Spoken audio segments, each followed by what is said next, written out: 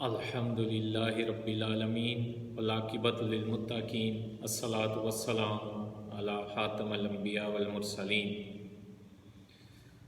السلام علیکم ناظرین اکرام، 2-3 دن پہلے عید الاضحیٰ کا مبارک تہوار گزرا ہے۔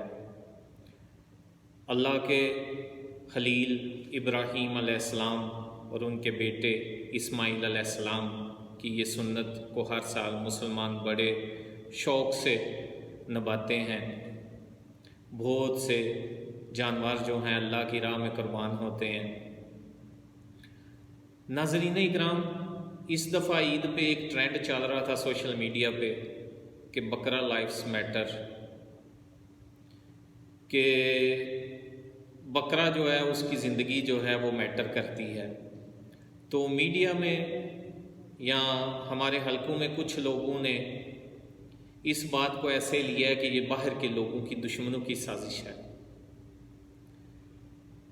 او اللہ کے بندو، جو دشمن ہیں اسلام کے اور امت مسلمہ کے، ان کا کام کیا ہے؟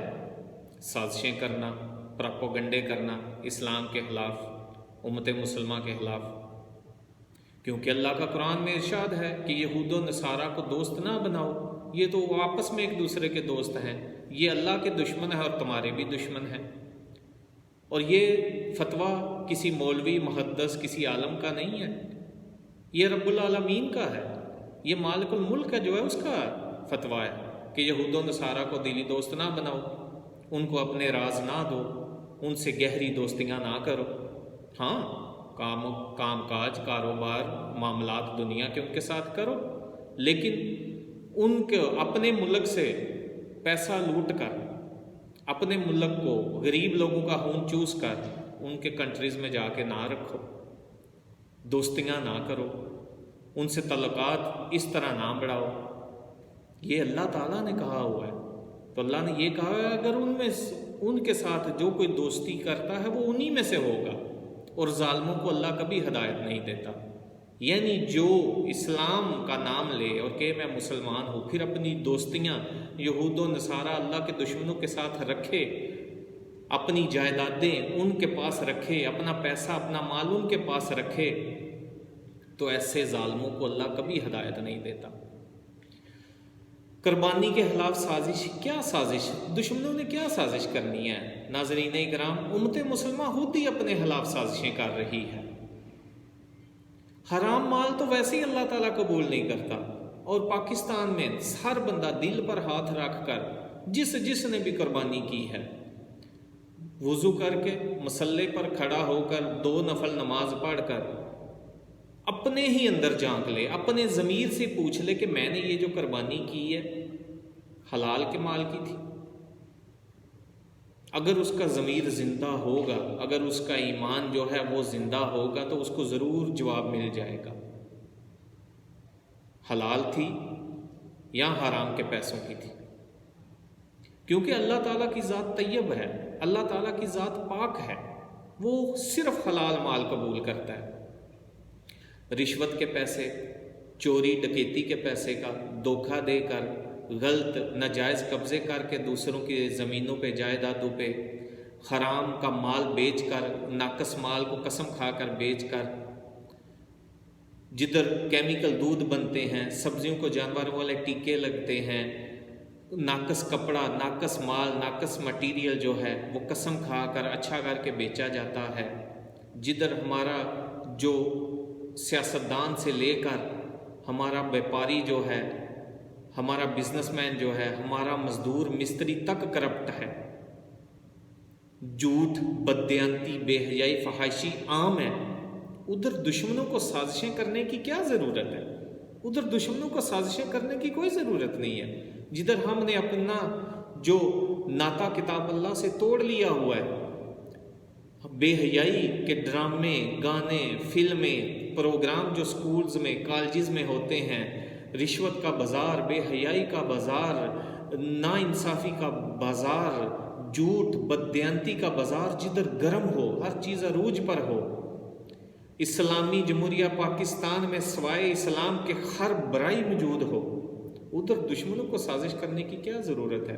اپنے سیاستدان ہی لے لیں، اپنے ججز لے لیں، اپنے جرنیل لے لیں، اپنے پولیس افیسر لے لیں، بیوروکریٹس لے لیں، اپنے مولوی دیکھ لیں، وہ لے لیں، اپنا یہ درباری نظام دیکھ لیں، مزدور، مستری، بازار میں ریڑھی والا دیکھ لیں۔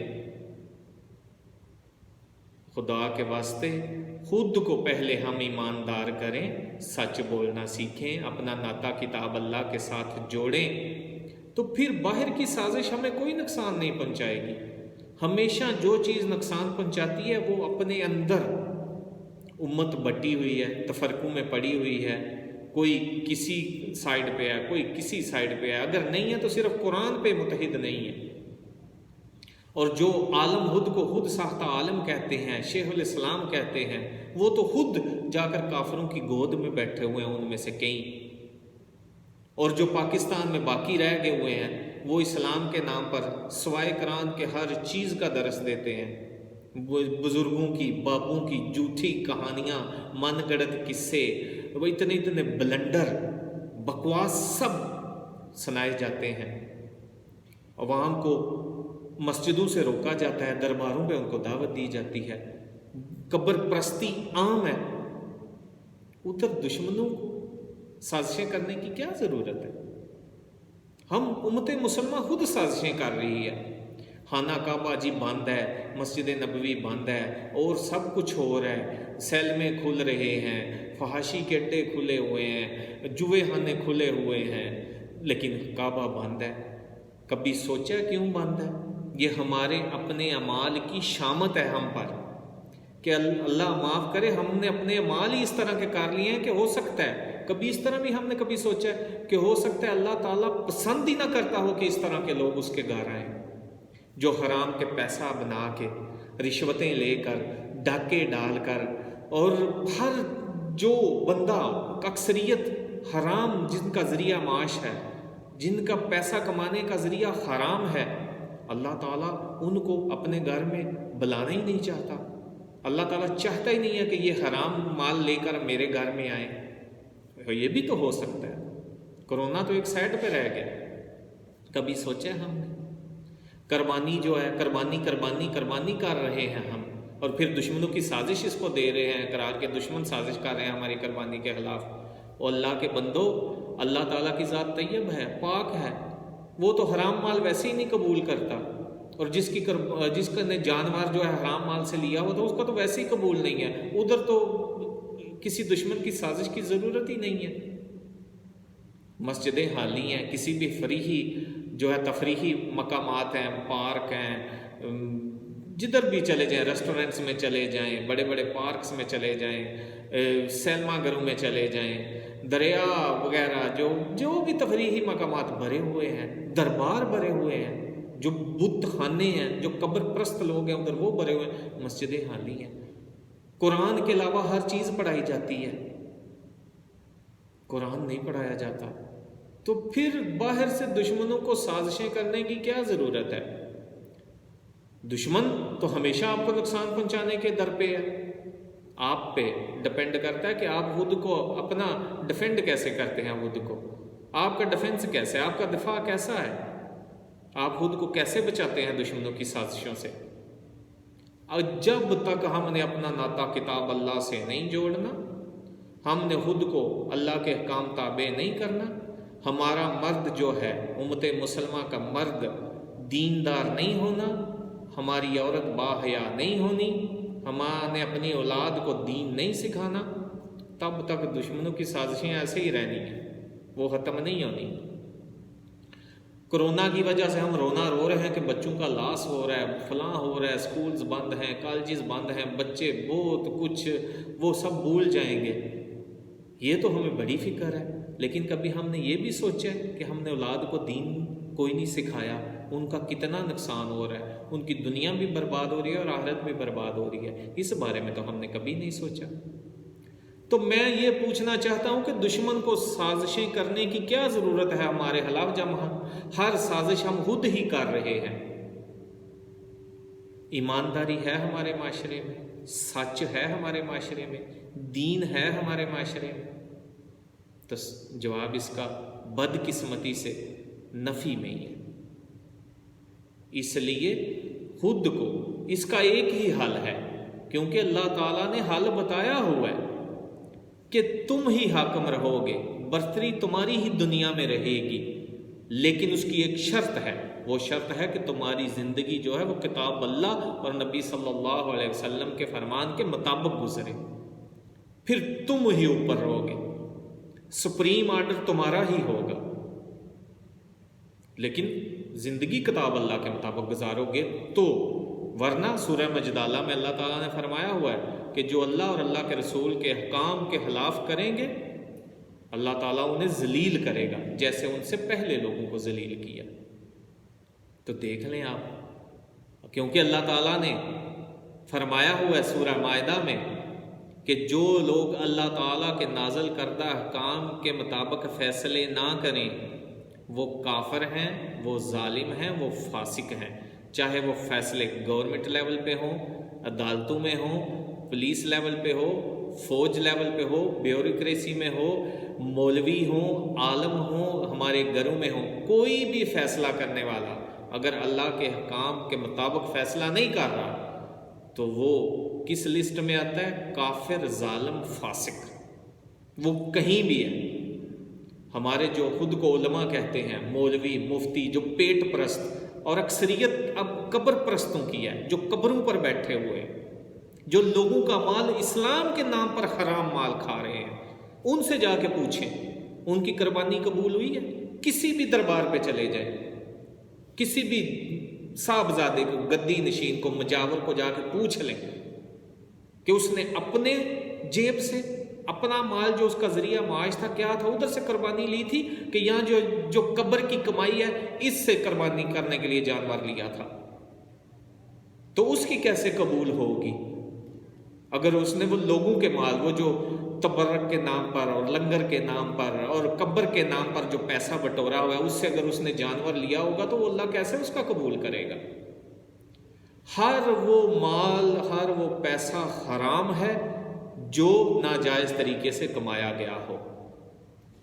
کیوں کہ اللہ کے رسول صلی اللہ علیہ وسلم نے فرمایا ہوا نا، ایک مسلمان کا دوسرے مسلمان پر جان، مال اور آبرو حرام ہے۔ تو یہ کیسے ہو سکتا ہے کہ ہم دوسروں کا مال ناحق ہڑپ کریں، کھائیں، اور اس سے پھر اللہ کی راہ میں قربان کرنے کے لیے جانور خریدیں؟ تو کیا وہ اللہ قبول کرے گا؟ یہ کسی رشوت خور، کسی لٹیرے، ڈاکو، چور سے پوچھے، کسی قبر پرست سے پوچھ لیں کہ اس کا یہ اپنا مال ہے، اس کی قربانیاں حرام مال سے ویسے ہی نہیں قبول ہوں گی، ادھر دشمنوں کو سازش کرنے کی ضرورت ہی نہیں ہے۔ یہ ہم کیا رونا روتے رہتے ہیں ہمیشہ، دشمن سازش کر رہا ہے، وہ دشمن کا تو کام ہے۔ آپ کیا کر رہے ہو؟ آپ کی زندگیاں اللہ کی کتاب کے مطابق گزر رہی ہیں، آپ اپنی زندگیاں اللہ کے کتاب، اللہ کے احکام کے مطابق گزارو، تو پھر دشمنوں کی سازش کا جواب دو کتاب اللہ کے ساتھ، پھر کسی دشمن کی سازش آپ کو کچھ نقصان نہیں پہنچائے گی اگر تمہاری زندگیاں کتاب اللہ کے مطابق گزریں گی۔ ورنہ یہ رونا چھوڑ دو۔ عورتیں بے حیا بازاروں میں پھر رہی ہیں، بازاروں میں چلے جائیں، کسی شادی تقریب میں چلے جائیں، کسی پارک میں چلے جائیں، کسی شاپنگ مال میں چلے جائیں، اتنی بے حیائی عروج پر ہے، یونیورسٹیز میں، کالجز میں، درباروں پہ چلے جائیں جدھر اسلام کا نام استعمال کیا جاتا ہے، ادھر اتنی بے حیائی ہے۔ یہ قبر پرست لوگ کیا کر رہے ہیں؟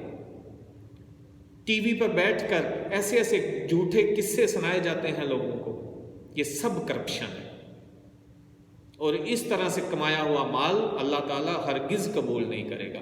اس لیے اپنا گریبان ہم جھانکیں، خود کو ٹھیک کریں، اپنے آپ کو اللہ کے احکام کے مطابق کریں، پھر جانوروں کو قربان کریں اللہ کی راہ میں، پھر اللہ قبول بھی کرے گا، اور دشمنوں کی سازش ان کے منہ پہ بھی اللہ مارے گا۔ اور جو دشمنوں کے انڈے گندے بچے ادھر پاکستان میں ہیں، ان کا بھی رستہ خود ہی رک جائے گا۔ اس میسج کو دوسروں کے ساتھ بھی شیئر کیجیے گا اور دعاؤں میں یاد رکھیے گا۔ والسلام علیکم ورحمۃ اللہ وبرکاتہ۔